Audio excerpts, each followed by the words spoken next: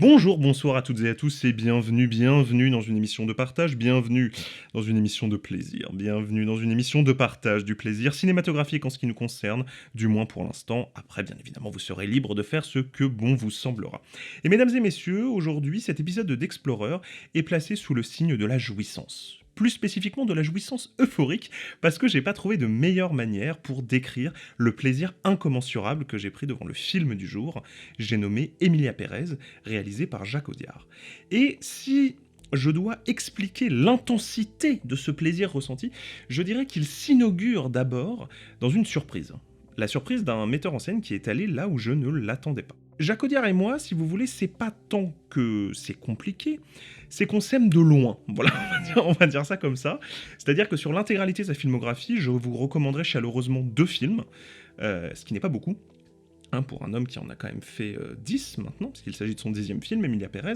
Je vous recommanderais Un prophète, ce qui ne fait pas de moi un critique très original, vous vous en doutez, mais surtout, mon préféré de sa filmographie, son 2e film, Un héros très discret, avec Mathieu Kassovitz dans le rôle principal, qui nous raconte l'histoire d'un mythomane dans l'immédiate après-guerre, après Seconde Guerre mondiale, qui est un film, je trouve, absolument passionnant sur la question de la narration, sur la question du mensonge, et sur la question de l'interprétation de la réalité, et de comment est-ce que la performance, les masques que nous portons, le rôle que nous jouons, influent tout simplement sur la réalité au détriment même de la vérité. Cette idée que le jeu, en quelque sorte, le spectacle que nous offrons au monde est presque plus important que la vérité que nous dissimulons. Et vous allez voir que cette thématique-là, spécifique, celle de Un héros très discret, a quelques échos avec Emilia Pérez. Alors pour celles et ceux d'entre vous qui, comme d'habitude, font preuve d'une inattention maladive, qui va les mettre, je vous l'annonce, en situation d'échec dans la société d'aujourd'hui, de qu'est-ce qu'il s'agit ? Emilia Pérez se passe au Mexique, ce qui est déjà étonnant pour un film d'un réalisateur français, tourné entièrement en espagnol, double étonnement, et nous raconte l'histoire de Rita, qui est avocate, interprétée par Zoé Saldana, et c'est une avocate, si vous voulez, qui est hyper talentueuse, le film nous la montre comme ça, mais qui, très clairement, est surexploitée par un boss qui s'attribue son mérite. Donc c'est un personnage qui vit une situation d'exploitation et de violence, en fait, personnage qui n'arrive pas à exister telle qu'elle devrait exister, selon ses attributs. Et elle va recevoir une offre un peu inattendue, puisqu'il y a un chef de cartel qui va lui demander de l'aider à changer de genre, à opérer une transition, parce qu'il se trouve que ce chef de cartel, en fait, est une femme trans, depuis toujours, depuis sa naissance, et que, voilà, ça y est, il en a marre de cette vie, il en a marre de surperformer la masculinité toxique, hyper violente, et il veut enfin devenir la femme qu'il aurait toujours dû être. Et donc Rita va l'aider dans cette entreprise. Donc comment vous dire que lorsque je lis le résumé déjà du film et que je compare avec la filmographie du metteur en scène dit Jacques Audiard, je suis étonné. Je suis étonné que un metteur en scène aussi aussi versé dans le film noir postmoderne qui est en permanence dans une interrogation sur la filiation masculine, sur l'héritage de la violence, etc., etc. Enfin, qui fait vraiment des films qui sentent le vestiaire de foot, je veux dire, enfin, de façon lettrée, mais ça sent quand même un peu le vestiaire de foot, la filmographie de Jacques Audiard. Ce metteur en scène-là, donc, s'attaque à un film queer. Voilà, donc il va faire du sujet queer, du sujet de la transition, des personnes transgenres, son thème principal, donc premier étonnement. Deuxième étonnement, il va placer ce thème dans le contexte de la guerre des cartels au Mexique. Mariage détonnant, si l'on peut dire. Et enfin, troisième élément, et pas des moindres, c'est une comédie musicale. Audiard qui n'a jamais réalisé de comédie musicale, et Audiard qui fait des films qui sentent le vestiaire de foot lettré, c'est-à-dire qui sont... C'est très sérieux, quoi. Le cinéma, c'est une affaire sérieuse, on n'est pas là pour chanter à tue-tête et faire des petits mouvements de danse. Non, on récite des répliques profondes, dont le sens est pesé, on est des hommes qui ont un regard un peu sombre, etc. Et chacun de nos pas, chacun de nos actes met en jeu l'humanité tout entière et tout l'héritage de la violence masculine, etc. Donc voilà, quand on arrive avec un metteur en scène comme ça, sur un sujet comme ça, je l'attends au tournant. Mais sans savoir pourquoi, cette attente au tournant que je viens d'évoquer, elle n'était pas suspicieuse. C'est-à-dire que vous voyez, j'avais pas un sourcil qui se levait en me disant vas-y, vas-y, je vais bien te regarder te planter. Tu penses que c'est une autoroute, mais tu vas te prendre un platane dès les 10 premières minutes du film. Non, j'étais hyper enthousiaste. J'étais enthousiaste parce que je me dis, là on a un réalisateur qui sort complètement de sa zone de confort, puisqu'il va tourner un film dans une langue qu'il ne parle pas, dans un pays qu'il ne connaît pas, et il va traiter un sujet qu'il ne comprend pas, a priori. Parce que, alors, j'aurais pas mis une bille sur le fait que Jacques Audiard était particulièrement intéressé et versé dans la question de la théorie du genre et de l'expérience de la transidentité. Ou alors, arrêtez-moi si je me trompe, mais peut-être que ce ne sont que les clichés qui maturaient en moi, mais je ne m'attendais pas à ça de sa part. On va dire ça comme ça. Et donc, lorsque le film arrive à Cannes, qu'il a des échos assez, alors je dirais pas dithyrambiques, mais il y a quand même une certaine énergie, vous voyez, une énergie positive qui se dégage des différents retours. On nous dit, alors c'est complètement inattendu, on n'imagine pas du tout Audiard aller là-dedans, et il s'en sort quand même relativement très bien, etc. Je me dis, bon, bah écoutez, allons-y, quoi. Ruons-nous en salle pour découvrir ce Emilia Pérez. Et ce fut un bonheur de tous les instants. Un bonheur de tous les instants au sens propre, puisque mon premier frisson, qui est probablement l'émotion que je préfère au cinéma, c'est-à-dire vous voyez, un ressenti purement physique, le fait que le film s'empare de vous et fait quelque chose à votre corps et vous hérisse les poils, sans que parfois vous n'arriviez véritablement à mettre le doigt sur qu'est-ce que précisément a provoqué cet état chez vous. Et cet état que je chéris du plus profond de mon être, c'est pour ça que je regarde des films, c'est pour vivre ce genre d'expérience, que l'art provoque des émotions physiques, je l'ai ressenti dès la première scène du film. Et ça ne s'est pas interrompu durant les 2h10 de métrage. Donc quand je vous parle de plaisir incommensurable et de jouissance euphorique, je n'exagère pas. C'est en effet des mots qui me permettent de décrire l'intensité de ce que j'ai pu ressentir devant ce film, que je vous encourage donc dès maintenant à aller voir, et à aller voir en salle, parce que putain, c'est un sacré objet formel. Et c'est par ça que j'aimerais commencer. Jacques Audiard est un metteur en scène que l'on peut classer dans la catégorie, bon, j'aime pas trop faire ça, mais là ça va nous aider, on va dire, à avancer dans l'analyse, c'est un formaliste, Audiard. C'est-à-dire que c'est quelqu'un qui accorde énormément d'importance à, si vous voulez, l'image comme objet. Une image, ça se regarde, ça se travaille, ça s'apprécie, ça se contemple en tant que tel. Et tous les éléments de sa mise en scène, pas tous, mais une large majorité, en tout cas, sont construits autour de ce plaisir propre, purement cinématographique, qui est la jouissance de l'image. Et c'est quelque chose qui est revendiqué de sa part. D'abord par son éclairage, qui est très typique, un éclairage extrêmement contrasté, qui joue beaucoup avec les zones de noir, donc on a des images très géométriques, c'est-à-dire que, en gros, si vous voulez, un film d'Audiard, c'est systématiquement éclairé soit par une lumière en douche, c'est-à-dire la lumière qui vient d'au-dessus des personnages, soit par une lumière de côté, qui sera l'unique source de lumière, qui va provoquer, si vous voulez, presque systématiquement des effets de contre-jour, etc. Bref, une lumière qui n'est absolument pas naturelle et qui crée une sur-stylisation de tous les instants. Donc il y a la lumière, il y a le mouvement, évidemment, puisque Audiard est quelqu'un qui a des mouvements de caméra extrêmement précis, qui va s'attarder sur des détails qu'il ne va filmer que parce qu'ils sont beaux. Je pense par exemple, spécifiquement dans le cas d'Emilia Pérez, à une scène où il va filmer les rideaux qui ondulent sous l'effet du vent. Pourquoi ? Qu'est-ce que ça signifie ? On s'en fout, c'est juste purement joli. Et qui va, au-delà de cette question de la lumière et du mouvement, faire appel à des effets de mise en scène purement stylistiques qui sont, on va dire, difficiles à interpréter d'un point de vue du sens qu'ils auraient, au-delà de la pure impression de coup de force formel qu'ils ont sur nous. Je pense par exemple à l'usage qu'il fait d'une de ses techniques de cinéma préférées, qu'on retrouve à nouveau dans ce film-là, qui est un effet vignette extrêmement prononcé et changeant, qui ressemble un peu à ce qu'on appelle une mano negra, c'est-à-dire qu'en fait on entoure l'image de noir et on fait mouvoir ce noir, etc., ce qui crée un parasitisme du regard et qui donc à nouveau nous renvoie au regard, le regard étant l'élément essentiel chez Audiard que le spectateur doit mettre en jeu. Il doit regarder l'image, il doit la contempler, il doit l'apprécier tant pour ce qu'elle montre que pour ce qu'elle est, et pour l'orfèvrerie avec laquelle elle est construite. Donc en ce sens, évidemment, Audiard est un pur formaliste.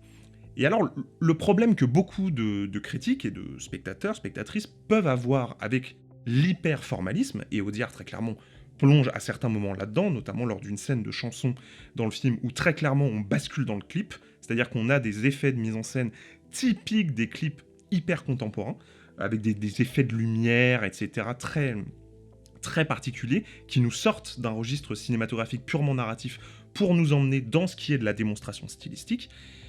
Et donc on peut avoir un problème avec ça, c'est-à-dire le fait de, si on est un peu rapide, de dire si t'es trop stylisé, alors tu fais de l'image, donc tu ne fais pas du cinéma. Parce que le cinéma, ça ne se regarde pas uniquement, évidemment. Ça se vit. Le cinéma, c'est l'histoire d'individus qui avancent dans un récit, et on va au cinéma aussi pour capter cette vie-là. Une vie qui est retranscrite par le mensonge de la grammaire cinématographique et de l'appareil de cinéma, mais une vie qui doit nous toucher, comme si on rencontrait des individus qu'on ne pouvait connaître que par le biais de cette vitre qui était l'écran de cinéma, et qu'on les regardait, si vous voulez, en quelque sorte, derrière un miroir sans teint. Et si on met trop en avant la qualité de verrerie du miroir sans teint, on en oublie un peu de regarder ce qu'il peut y avoir derrière. Audiard a une réponse à ça. Dans le dossier de presse et dans les critiques que l'on peut faire sur son hyperformalisme, Audiard nous dit, lorsque il a construit Emilia Pérez, le film, il voulait en faire un opéra. Voilà, c'est comme ça que ça lui est venu, et puis finalement il a décidé d'en faire un film, etc. Et donc, pour lui, l'ADN du film est un ADN opératique. Et pour lui, la spécificité de l'opéra, c'est son artificialité. C'est-à-dire que l'opéra est un art, j'extrapole un peu ce qu'il dit, mais je ne pense pas m'éloigner de sa pensée en disant ça, l'opéra est un art démonstratif. En gros, tout doit être surligné, sursignifié, le tout dans des environnements et dans un rythme construit complètement artificiellement autour de cette évocation, de ce jeu, de cette performance qui, dans son artificialité, doit nous toucher. C'est-à-dire que vous voyez, l'artificialité n'est plus simplement un enrobage, l'enrobage d'une réalité qui, elle, devrait nous toucher, c'est l'artificialité elle-même qui devient l'objet du plaisir esthétique. Et Audiard a construit Emilia Pérez autour de cette question. C'est-à-dire que tout le film est artificiel. Et quand je vous dis tout le film est artificiel, c'est-à-dire qu'il n'y a pas un seul plan dans un décor naturel dans ce film. Pas un seul. Tout est en studio, y compris les scènes de rue. À l'exception, je pense, de la scène finale, parce que ça me paraît un peu étrange d'avoir construit un studio aussi imposant juste pour cette scène, la scène de procession finale. Mais en dehors de ça, toutes les autres scènes sont en studio. À exception de 3-4 top shots sur les rues de Mexico, il n'y a pas une scène dans un décor naturel. Et alors, ce qui est encore plus étonnant, c'est que, évidemment, dans le dossier de presse, etc., dans les interviews, on pose la question à Audiard. On lui dit, mais pourquoi est-ce que tout est en studio ? Studio à Paris, en plus, donc va retranscrire l'ADN d'un pays étranger dans une langue étrangère dans un studio à Paris. Et alors, il a cette phrase que je trouve assez incroyable. Il dit, on est allé en repérage au Mexique, mais les décors faisaient trop réalistes. Elle est forte, cette phrase, hein, dans la démarche esthétique du metteur en scène. C'est dingue de dire ça. De dire je veux, c'est nécessaire de revendiquer une artificialité. Et alors pourquoi ? Parce qu'on fait une comédie musicale. Et que la comédie musicale, c'est l'art artificiel par excellence. Et c'est difficile de lui donner tort là-dessus. En tout cas, si on analyse donc, si on reprend cette dichotomie que j'utilisais un peu avant entre pur formalisme et cinéma naturaliste, ce qui est une dichotomie qui n'a aucun sens et qui est beaucoup trop rapide, mais qui nous aide à penser le cinéma, l'art le plus artificiel de tous, c'est la comédie musicale. Parce que la comédie musicale est opératique.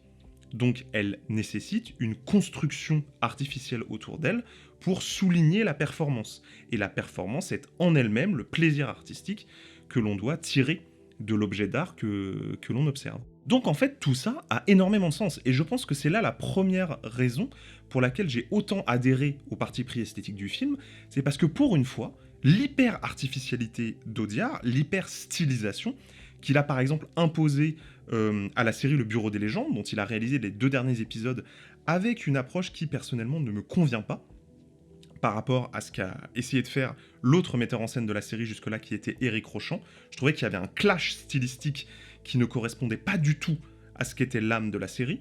Et je trouve que justement, là, pour le coup, Audiard avait appliqué une palette artificielle, au sens propre, sur quelque chose qui ne correspondait pas. Là, ça marche du feu de Dieu.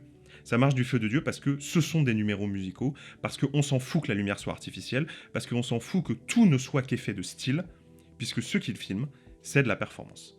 Et le spectacle est putain de bon. Le film est sublimissime, tous les plans sont exceptionnels, les numéros de danse sont mis en scène de manière virtuose, bref, c'est un bonheur pour les yeux et pour les oreilles. Mais maintenant que j'ai dit ça, je sais que les gens donc, qui sont opposés à la démarche formaliste, purement formaliste au cinéma, vont me répondre « Oui, mais bon, du coup c'est juste un clip artificiel. Où est la vérité là-dedans ?» Et c'est là que je pense qu'avec ce film, Audiard a réalisé une sorte de manifeste qui me propose un point de vue sur l'importance de l'artificialité au cinéma qui me met en joie parce que assez rares sont les metteurs en scène qui défendent cette idée. Je vais en venir à cette idée, mais d'abord j'aimerais qu'on parle des chansons. Parce que Emilia Pérez est une comédie musicale. Et ce qui est intéressant, c'est que Audiard, qui a écrit la majorité des scénarios des films qu'il a mis en scène, n'a jamais écrit de chansons. Donc c'était très intéressant de voir quel usage narratif il allait faire des chansons. Parce que les interludes musicaux dans les films musicaux, ça sert pas juste de décor, hein, c'est pas juste là pour vous divertir. Ils ont un rôle narratif, ces moments-là. Et ils peuvent en avoir plusieurs, ça peut être une manière d'introduire l'action, la chanson peut être l'action elle-même, ou alors elle peut, tout simplement incarner les sentiments des personnages, etc. Et là, dans Emilia Pérez, les chansons ont un rôle hyper particulier. Les moments chantés dans le film sont quasiment toujours des moments où les personnages disent enfin la vérité. C'est-à-dire que si vous voulez, l'univers de ce film, de par le fait qu'il s'agisse de cartels, d'avocats, etc., est un univers de dissimulation et de mensonge. C'est-à-dire que les personnages doivent en permanence mentir à leur entourage, etc., sur qui ils sont, sur qu'est-ce qu'ils veulent réellement, sur quel est leur objectif, qu'est-ce qu'ils vont faire, etc., etc. Et les moments de vérité, les moments où éclatent véritablement les émotions profondes des personnages, émotions qui d'ailleurs ne sont pas partagées très souvent, elles ne sont partagées qu'aux spectateurs, c'est-à-dire que la chanson est une confession, soit aux spectateurs mais également à des personnages entre eux, souvent d'ailleurs entre Rita et Emilia, qui peuvent se parler librement parce qu'elles ont la même vérité, elles la détiennent toutes les deux. Et le fait de faire un film hyper artificiel sur un univers de dissimulation où les moments de vérité sont les moments de performance, je crois que tout ça, c'est Audiard qui prend position en nous disant que le spectacle, c'est la vérité. Le spectacle en lui-même est un acte de vérité. Et c'est pas super intuitif comme positionnement artistique que de dire ça. On pourrait même d'ailleurs tout à fait défendre l'idée inverse, l'idée que le spectacle, par le maquillage, par l'artificialité, etc., c'est l'inverse de la vérité. Que justement c'est la dissimulation. Et même d'un point de vue politique, allons plus loin, le spectacle c'est l'idée que le peuple a besoin de pain et de jeu pour ne pas s'impliquer dans le contrôle de sa propre vie et dans la démocratie. Et là, Audiard nous dit l'inverse. Il nous dit « Les personnages ne sont vrais que lorsqu'ils performent. La vérité de leurs émotions n'est atteinte que par l'artificialité du spectacle. Tout est spectacle. Tout est performance. » Et ça, putain, c'est un sacré parti pris artistique. Et surtout, ça nous permet de venir maintenant sur le scénario, maintenant qu'on a beaucoup parlé de forme, et d'évoquer, en fait, quel est le sujet du film. Le sujet, pour moi, c'est le devenir. Ce sont des personnages, les personnages d'Emilia Pérez, qui aspirent à autre chose, à une autre version d'eux-mêmes, et qui, par la performance, deviennent, au moins le temps d'un numéro, ce qu'ils désirent être au plus profond d'elles. Parce qu'en l'occurrence, tous les personnages principaux sont féminins. Alors, quelles sont les différentes étapes dans le scénario de cette performance ? Quelles sont les quêtes de ces autres versions d'elles-mêmes ? Eh bien d'abord, il y a le cas du personnage de Rita, donc joué par Zoé Saldana, pour qui l'émancipation est une émancipation sociale. Très clairement, c'est une femme qui est exploitée, qui est complètement déterminée par son statut d'immigrée et de femme, de couleur au Mexique, qui doit revendiquer la place qui est la sienne, qui est une place de puissance. Donc elle, très clairement, c'est une émancipation sociale, qui est au cœur de son parcours. Et puis évidemment, l'autre émancipation majeure du film, c'est celle d'Emilia, évidemment, qui veut s'émanciper du genre qu'on lui a attribué à la naissance, et qui veut se réaliser, qui veut devenir elle-même, c'est-à-dire devenir Emilia Pérez. Et tout le film est travaillé dans sa forme, dans son fond, par cette question du devenir, par cette question de la performance. Et c'est, à mon avis, comme ça que s'explique le fait que le film jongle en permanence entre les genres. On passe du mélo à la telenovela, au film noir, au film de mœurs, à la comédie musicale, et tout ça est une incarnation de l'hésitation que nous avons tous lorsque nous savons que nous voulons devenir autre chose que ce que nous sommes, mais que nous ne savons pas encore quelle est cette autre chose que nous allons effectivement devenir. Et c'est là, à ce moment précis, que le film devient un peu plus problématique. Vous allez voir pourquoi. Le film, parce qu'il faut qu'on en parle bien sûr, a subi, après son prix, un énorme backlash transphobe, hein, évidemment, puisqu'il était tout à fait intolérable que Carla Sofia Gascon ait un prix féminin parce qu'elle est une femme. C'est absolument impossible, évidemment. Hein. Donc du coup, malgré lui, le film est entouré d'un contexte politique qui fait de la question trans son sujet principal. Ce qui est débattable. Je veux dire, factuellement, on pourrait tout à fait nous interroger sur est-ce que la question trans est si importante que ça dans Emilia Pérez. Mais le contexte politique l'a rendu, l'a survisibilisé, en fait, si vous voulez. Et lorsqu'on applique tout ce que je viens de dire, c'est-à-dire la question de la performance, la question de l'artificialité, et les bons vieux tripes d'Audiard qui, comme ils revendiquent de faire un opéra, assument complètement de travailler à partir d'archétypes, on peut se demander évidemment quel regard le film porte sur la transidentité de son personnage principal.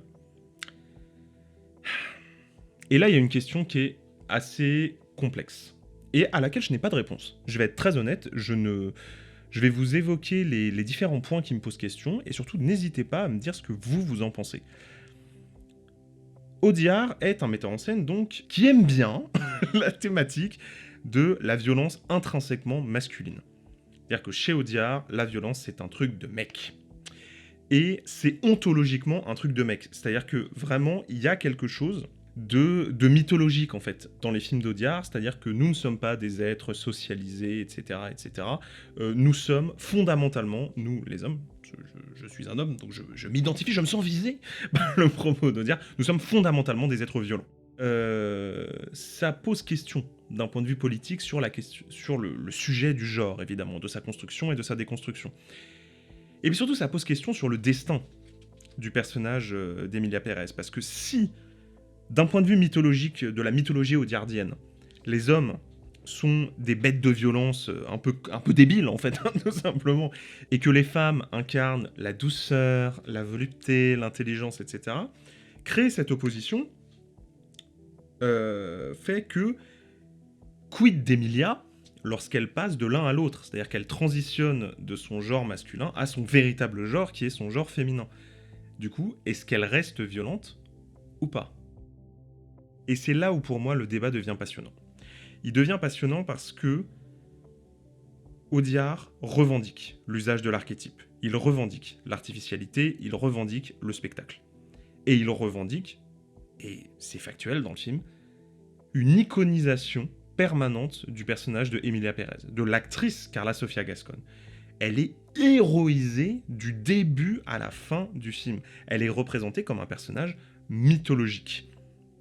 Mais, est-ce que l'enjeu d'un combat politique actuel, qui est d'autant plus actuel vu la violence qu'a subie l'actrice suite à l'obtention de son prix, Est-ce que l'enjeu, c'est de mythologiser ou est-ce que c'est de représenter? Est-ce que véritablement Emilia Pérez est un film qui représente bien la question de la transidentité au cinéma? Ou est-ce que Emilia Pérez utilise la transidentité comme archétype mythologique pour parler du déterminisme et du devenir en général chez tout le monde? Ce qui est une thématique qui est au cœur du cinéma d'Audiard, puisque c'était, à mon avis, la thématique principale de son film Un héros très discret, que je vous recommandais en début d'émission. J'ai pas la réponse à cette question.